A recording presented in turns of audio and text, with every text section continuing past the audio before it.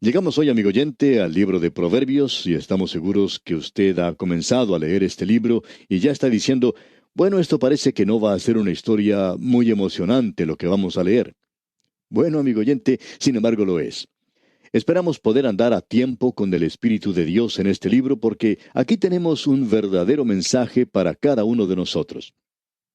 Creemos que tiene cierta inclinación hacia los jóvenes del presente. Y opinamos que deberíamos incluir aquí también a las jovencitas, porque este mensaje es para la juventud de una manera muy especial, porque este es un día, como siempre lo ha sido, cuando la juventud está buscando respuestas a las preguntas que se presentan en la Biblia. Quisiéramos que usted preste atención especial a la forma en que comienza este libro, porque no es algo que ha sido preparado de una manera descuidada. Tiene un mensaje muy directo, como podremos notar al leerlo. Ahora sabemos que hay muchas personas que piensan que podemos tomar este libro y sacar un proverbio de aquí y otro de allá. Y bueno, creemos que de cierto modo eso está bien hacerlo. Pero lo que deseamos destacar es que cuando tomamos un proverbio y lo examinamos, deberíamos ponerlo de nuevo donde corresponde, porque los diamantes corresponden al marco donde están engastados. Y el marco aquí es el libro de Proverbios. Ahora hay algunos que tienden a leer el libro de Proverbios de la misma manera en que un hombre dijo que leía el diccionario. Este hombre dijo, a mí me gusta mucho leer el diccionario. Lástimas que las historias allí son tan breves. Bueno, amigo oyente, quizá usted sienta lo mismo acerca de este libro de Proverbios, pero no creemos que sea esa clase de libro. Ahora escuche usted cómo comienza. Comienza diciendo aquí en el versículo 1, los Proverbios de Salomón, hijo de David, rey de Israel.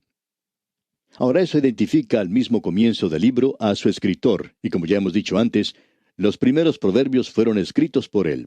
Los otros fueron coleccionados por él y colocados aquí en este libro. Luego encontramos más adelante que otras personas probablemente reunieron otros de los proverbios de Salomón. Se nos ha dicho que él escribió mucho más de lo que tenemos aquí. Echemos ahora una mirada a esta primera sección que tenemos ante nosotros porque en los primeros 9 capítulos encontramos un contraste entre la sabiduría y la necedad. Podemos ver en el primer capítulo al muchacho en su hogar. Está comenzando su vida. Al comenzar en la vida recibe este consejo, esta instrucción de parte de Dios. Notemos lo que dice aquí. El propósito es el conocer la sabiduría y la instrucción. Leamos los versículos 2 hasta el 4. Para entender sabiduría y doctrina, para conocer razones prudentes, para recibir el consejo de prudencia, justicia, juicio y equidad, para dar sagacidad a los simples y a los jóvenes inteligencia y cordura. Debemos tener cuidado de no pasar sobre esto muy rápido, sobre esta sección, porque son 10 palabras las que se han utilizado que parecerían ser sinónimos. Y por supuesto que existe cierta relación entre ellas, pero debemos notar que no son las mismas palabras. Nos gustaría tomar cada una de estas palabras y ponerlas bajo el microscopio para poder observarlas. Vamos a descubrir que ellas no son simplemente sinónimos y que no son presentadas ante nosotros en un montón allí para darnos un comienzo impresionante. Cada palabra de Dios es pura, se nos dice, así es que observemos cada una de ellas. Se nos dice en primer lugar, para entender sabiduría. Ahora, ¿qué es lo que quiere decir con sabiduría? Bueno, como ya hemos dicho una y otra vez, la sabiduría en las Sagradas Escrituras, y esta palabra en particular aquí, quiere decir la habilidad de utilizar el conocimiento correctamente. Se repite en este libro de Proverbios unas 37 veces y quiere decir el usar el conocimiento acertadamente. Eso es sabiduría. Hay muchas personas en el día de hoy, muchas personas que son una eminencia, que tienen conocimientos, pero que parece que no tienen sabiduría. Ellos parece que no pueden utilizarla adecuadamente. Permítanos agregar algo aquí. La sabiduría en el Antiguo Testamento, para el creyente de hoy, quiere decir Jesucristo. En la primera epístola a los Corintios, capítulo 1, versículo 30, se nos dice, «Mas por él estáis vosotros en Cristo Jesús, el cual nos ha sido hecho por Dios sabiduría». Note bien, sabiduría, justificación, santificación y redención. Y amigo oyente, la sabiduría es número 1. Cristo es la sabiduría para el creyente del día de hoy. Necesitamos conocer la sabiduría, tener la sabiduría.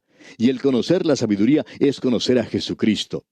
Pablo dijo que esa era su ambición, que pueda conocerle a Él. Esa era la ambición de la vida de Pablo, el apóstol. Ah, amigo oyente, que esa sea la ambición que domine su alma y mi alma en el día de hoy. ¿Cuánto lo necesitamos? Yo lo necesito, usted también lo necesita, de eso estamos seguros. La sabiduría aquí, por tanto, es Cristo. Y es la habilidad de poder usar el conocimiento acertadamente. Usted se da cuenta, amigo oyente, que el conocer a Cristo es no llegar a ser necio, es el ser una persona sabia. En cierta ocasión había un cartel que decía, los hombres sabios todavía están yendo hacia Él. Bueno, usted quizá no sea inteligente cuando va a Él, es decir, a Cristo, pero cuando usted le conoce a Él, entonces tiene sabiduría. Bueno, la segunda palabra que tenemos aquí es doctrina o instrucción. Para entender sabiduría y doctrina, dice. Ahora, ¿qué es lo que queremos decir con instrucción? Se menciona unas 26 veces aquí en Proverbios, y lo interesante de ver es que a veces la misma palabra en hebreo es traducida por la palabra corregir o castigar, y eso es interesante. Por ejemplo, podemos leer en Proverbios capítulo 13, versículo 24, el que detiene el castigo a su hijo aborrece, mas el que lo ama desde temprano lo corrige. Así es que el corregir aquí quiere decir en realidad dar instrucción. Y por tanto esta palabra instrucción quiere decir que usted tiene que enseñar por medio de la disciplina. Y eso es algo que se ha perdido de vista en la actualidad. Para ilustrar cuán lejos de esto que se menciona en la palabra de Dios estamos en esta sociedad contemporánea, se nos dice que la razón por la cual se pone a los hombres en la prisión es para disciplinarlos y para corregirlos. Permítanos decirle, amigo oyente, que ese nunca fue el propósito en la palabra de Dios al tratar con los criminales. El propósito es el de castigar, el de juzgar. No queda ninguna otra razón. Así es que cuando usted está tratando con un hijo, usted tiene que disciplinarlo porque eso es parte de su instrucción. Usted tiene que castigarle. ¿Y qué quiere decir todo esto? Usted tiene que enseñarle a él por medio de la disciplina y no por medio de penalidades. Escuchamos decir con frecuencia, ese niño debe ser castigado. No, amigo oyente, ese no es el propósito. ¿Por qué toma usted a Juanito y le da unos cuantos correazos cuando hace algo malo? Y espero que lo haga. ¿Por qué lo castiga? ¿Para mortificarlo? Claro que no. Lo hace para enseñarle por medio de la disciplina. Para darnos cuenta entonces que en este día en que vivimos nosotros tenemos todas las cosas confusas, creemos que necesitamos regresar a los propósitos de Dios. Dios dice que la instrucción es enseñar por medio de la disciplina. Podemos ver lo que ocurre en la enseñanza en el día de hoy. Se habla acerca de la enseñanza y de métodos nuevos. ¿Y qué pasó con el antiguo método de enseñar por medio de la disciplina? Eso es algo que ya ni figura en los colegios del presente. Creemos que la disciplina es algo que nuestros colegios y escuelas necesitan urgentemente en el día de hoy. También es muy necesario en el hogar en el presente. A cierto hombre se le preguntó, a un padre por supuesto, ¿golpea usted a sus hijos? Bueno, contestó él, solo en defensa propia. Y a lo que se ha llegado en el día de hoy, amigo oyente, es que los hijos están educando a los padres en la forma en que ellos deberían haber sido criados y están disciplinando a los padres en el día de hoy. ¿Cómo le parece? En cierta ocasión, un joven muchacho fue a su papá y a su mamá y les dio un discurso de cómo se deberían comportar, y en ese mismo momento, ese joven estaba bajo la orden de un juez. Él estaba bajo arresto y libre bajo fianza, y aún así él estaba tratando de dar una lección a sus padres. Bueno, quizá los padres necesitaban una lección, pero el hijo, por supuesto, no era quien la tenía que dar. Él no era quien debía presentarla. Como usted puede ver entonces, amigo oyente, el enseñar por medio de la disciplina es instrucción. Y Dios, nuestro Padre Celestial, en la actualidad, nuestro Dios está realizando algo bueno al enseñarnos de esa manera. Creemos que aprendemos mucho mejor cuando Él nos toma de la mano y nos da una golpiza, por así decirlo. Y esas lecciones son algo bastante impresionantes para nosotros. Llegamos ahora a otro dicho aquí en el libro de Proverbios donde se expresa para conocer razones prudentes. Esto que se refiere al conocimiento aquí en realidad quiere decir inteligencia. También hoy tenemos otra palabra, discernimiento. Hoy necesitamos reconocer que Dios espera que utilicemos nuestra inteligencia. Él espera que utilicemos gran parte del sentido común santificado. Estas son palabras maravillosas como podemos apreciar. Veamos ahora lo que dice el versículo 3. Para recibir el consejo de prudencia, justicia, juicio y equidad. Escuchamos las instrucciones para la sabiduría, y aquí tenemos la palabra justicia, que es rectitud. Y eso quiere decir un comportamiento correcto. Cierto profesor de sociología tenía por costumbre preguntar a sus alumnos, bien, ¿qué es lo correcto? Bueno, podemos contestar que aunque quizá no lo conocíamos antes, ahora podemos decir que es Dios y que es correcto, que Dios es justo, que Dios puede separar la luz de las tinieblas, que Dios es quien dice que es bueno tener una separación entre la luz y las tinieblas.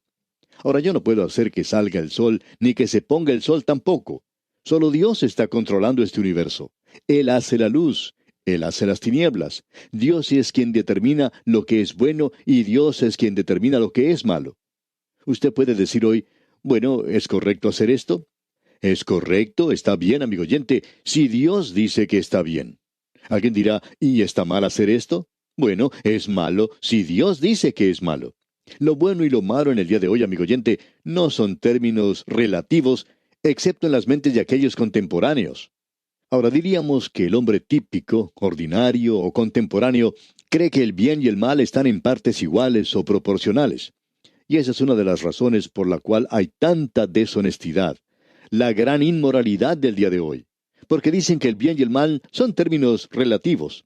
Y Dios dice que eso no es así, amigo oyente. Él dice que son como la luz y las tinieblas. Ah, estas son palabras maravillosas. Luego dice justicia y juicio. Esa palabra juicio quiere decir que usted y yo tenemos que juzgar. Creemos que es lo mismo como hacer una decisión. Hoy el creyente puede llegar a una encrucijada. Y el apóstol Pablo en su epístola a los Filipenses dice que nosotros debemos probar las cosas que son diferentes. Algunas veces uno puede llegar a lugares donde tiene que hacer una decisión en cuanto a cuál camino seguir y hacia dónde va. ¿Va en esta dirección o en aquella? Muchas veces tenemos que hacer decisiones en nuestra vida como hijos de Dios. Tenemos que consultar con Dios para tomar la decisión correcta. Y estamos seguros que el Señor nos va a dirigir de tal manera que no tengamos dudas en lo que tenemos que elegir. Llegamos luego aquí a otra expresión donde dice, y equidad. Y esto se refiere al principio más que a la conducta. No pensamos que el Hijo de Dios tenga que estar bajo ciertas reglas. Creemos que está bajo ciertos grandes principios en el presente, y que estos principios deberían guiarnos. Por ejemplo, cuando estábamos estudiando la epístola del apóstol Pablo a los romanos, usted recordará que dijimos que allí se mencionaba tres grandes principios, que nosotros deberíamos tener entusiasmo por lo que tenemos que hacer. Y amigo oyente, permítanos decirle que hay demasiada conducta cristiana en el día de hoy que se lleva a cabo como si uno estuviera pisando cáscaras de huevo. Ahora no sabemos si deberíamos hacer esto o no, pero amigo oyente, permítanos decirle lo siguiente, no interesa lo que sea. Este es un principio. Si usted no puede dedicarse a eso de una forma entusiasta, entonces no debería hacerlo. El Hijo de Dios debería hacer estas cosas con comodidad, amigo oyente. Cualquier cosa que hagamos, debemos hacerla con entusiasmo y deberíamos estar convencidos plenamente, como dice el apóstol Pablo. También se nos dice que después que hemos hecho algo, no deberíamos tener un remordimiento de conciencia. Bienaventurado el que no se condena a sí mismo en lo que aprueba, se nos dice allá en Romanos 14:22. Hay muchas personas que en la actualidad dicen, ¿cómo desearía no haber hecho eso? Bueno, no me tiene que preguntar a mí. Bienaventurado el que no se condena a sí mismo en lo que aprueba. Ese es un principio. No es una regla, sino un principio. Usted puede aplicar eso en cualquier cosa. Y si usted puede mirar hacia lo que hizo en el día de ayer y decir, aleluya, fue un gran día para mí. No interesa lo que usted haya hecho, amigo oyente. Eso fue algo correcto. Ese es un gran principio, ¿ve usted? Y luego tenemos otro gran principio. Debemos llevar nosotros la carga de los demás y no satisfacernos a nosotros mismos. Por tanto, debemos reconocer si lo que estamos haciendo puede ofender a nuestro vecino. ¿Ofende esto a mi hermano? Esos son grandes principios de conducta, amigo oyente, que deberían guiar al creyente. Bien, sigamos adelante, ya que hemos pasado bastante tiempo en esto. Notemos lo que sigue diciendo este libro de Proverbios. Se nos dice aquí en el versículo 4, para dar sagacidad a los simples. Ahora, ¿qué es lo que quiere decir eso? Bueno, creemos que esto se usa mucho en estos días en la televisión. Debemos ser prudentes, eso es lo que se dice. Eso en realidad quiere decir que debemos ser sabios en lo que hacemos. El Hijo de Dios no debe actuar neciamente. Hay algunos matrimonios jóvenes que cometen una equivocación al ir al campo misionero. Ciertos jóvenes simplemente cerraron los ojos a la realidad y salieron al campo misionero. Se les había urgido que no lo hicieran, pero ellos fueron y regresaron fracasados. En realidad, ellos hicieron un desastre de esos días al tomar esa acción. ¿Por qué? Porque no fueron prudentes. Usted tiene que ser sabio en lo que hace, amigo oyente. Usted recuerda lo que el Señor Jesucristo dijo: sed pues prudentes como serpientes y sencillos como palomas. Notemos lo que dice ahora. Y a los jóvenes, inteligencia y cordura.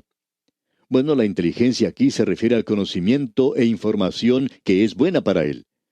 En cierto laboratorio científico de una universidad, se había colocado un cartel que servía como distintivo de los estudiantes de ese lugar, en el cual se leía lo siguiente: lo principal para el saber es saber dónde hallarlo.